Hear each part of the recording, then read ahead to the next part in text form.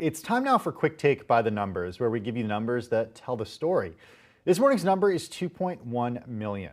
The first COVID-19 shots have been given to more than 2.1 million people in 6 countries. That's according to data collected by Bloomberg. It's the start of the biggest vaccination campaign in history and one of the largest logistical challenges ever undertaken. Here in the U.S., 614,117 doses have been administered. That's according to a nationwide tally from the Centers for Disease Control and Prevention. Those numbers are expected to surge in the coming days with the distribution of a second vaccine by Moderna. The U.S. is allocating 5.1 million doses of Pfizer and BioNTech's vaccine and 6 million doses of Moderna's shot for distribution through this week. Both vaccines require 2 doses taken several weeks apart, and the second doses are being held in reserve until they're ready to be administered. The vaccine is being distributed based on state population. Joining me now is Bloomberg News' senior healthcare editor, Drew Armstrong. He joins us live from Atlanta. Drew, this is one of the largest logistical challenges ever undertaken, and your team has this in-depth vaccine tracker ongoing. What are the emerging leaders or trends that you're seeing when it comes to distribution? Yeah, I'll emphasize very, very early days, but we wanted to follow state by state and in some cases at the city level, how this vaccine rollout was going. I think one of the things that we're seeing is that there's a handful of states that are actually doing quite well early on. West Virginia, the Dakotas, and Alaska actually leading the nation in terms of per capita vaccinations. West Virginia's have burned through most of their week 1 allocation. The governor was out there saying, I'm hungry and I'm pounding the table for more in terms of getting vaccine out to folks. And then you're seeing some other big states. Illinois, and now I believe has done over 70,000 inoculations. California, New York, Colorado, Florida, all up there as well. We expect these numbers to really skyrocket as we deal with reporting lag coming in. But right now we're kind of seeing this early stages of the vaccination campaign and just watching the numbers tick up. It's great to see these numbers tick up. I want to hit on the Dakotas for a second here because these 2 states have just been hit so hard when it comes to COVID. The numbers coming out of the Dakotas over the last few months have been absolutely awful. What is it about these states that make them leaders when it comes on a per capita basis to actually giving that first shot of the vaccine? Is it because the population density is it's not very dense, or is it for another reason? It's a really good question, and I honestly think it's one that we don't know the answer to yet, especially since we really are just in finishing up week 1 of this.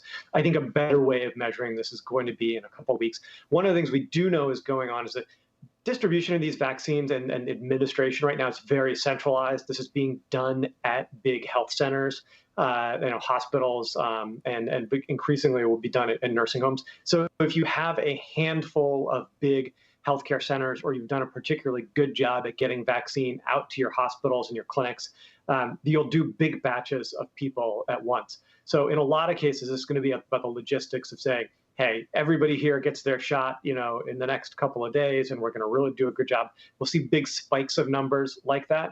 One of the things we do expect in the coming weeks is to see those numbers become a little bit more level as they come in when we get this out more toward the general public and less out of these institutional settings. I was following your tweets really closely over the weekend, Drew, because you were giving updates to the vaccine tracker. Can you just talk a little bit about how you and your team built this and where you're getting the data? Sure. So we built this over the last couple of months in anticipation that we would get this. I will say that we had a huge amount of behind the scenes help from the COVID tracking project. We worked with a lot of their volunteers and staff to build our data collection infrastructure. We have a giant spreadsheet that we pull this all in and hand harvest this data from state dashboards. We call the states who haven't reported numbers every day. I was on a DM with the Ministry for Foreign Affairs for Iceland to get their vaccination numbers in. So really, this is a lot of on-the-ground reporting combined with states, harvesting data and collecting it and putting it in. We have a big data shift for 2 hours a day every afternoon where we input this stuff into our spreadsheet and push it out on the website. We do anticipate that the CDC is going to start bulk reporting this data in the coming weeks, and we can't wait for that. Though we also believe that there's likely to be some additional, more granular data, demographic information, vaccines by maker that we don't know yet how they're going to report or if they're going to report. And we're always looking for more data sources to make this as rich and interesting as possible. Yeah, it's incredibly helpful, and the visuals just really contextualize the rollout, not just here in the United States, but across the world. I do wonder, because we've seen emergency use authorization for the Moderna vaccine as well as the Pfizer-BioNTech vaccine, which one is next? How is your team thinking about it? Yeah, we're going to watch I believe the Moderna vaccine began to ship out this week. And so we're going to watch that to start hitting and really increasing the numbers. And then, in addition to that, I think we are going to begin to see these vaccines creep into more and more settings kind of outside the initial role of hospitals. Another important thing that we really want to watch is how are states doing working through their allocations. I think we're looking for measures of kind of vaccine program efficiency. Are you using up what you got? Are you doing a good job? If the federal government sent you 500,000 doses, are you using up those 500,000 doses pretty quickly?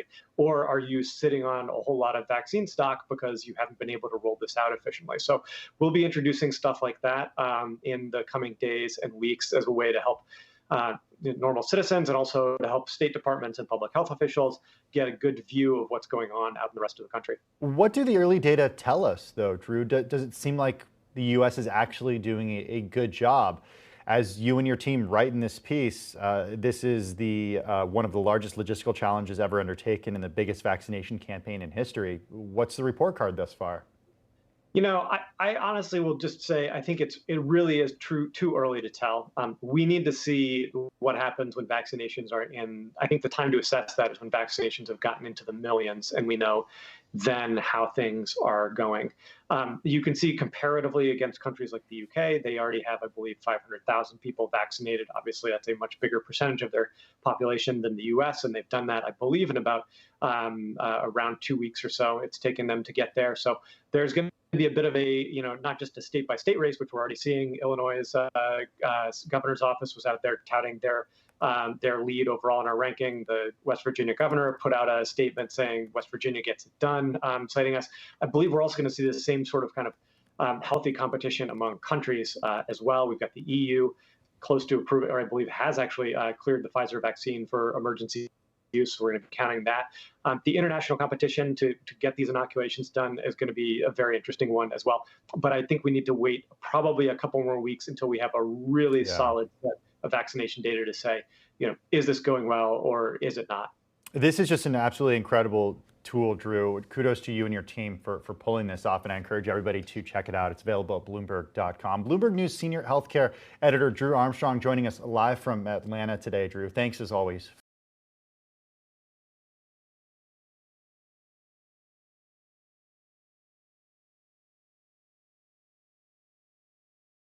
The biggest stories the moment they happen from around the globe. Subscribe to Bloomberg Quicktake now for insight in an instant.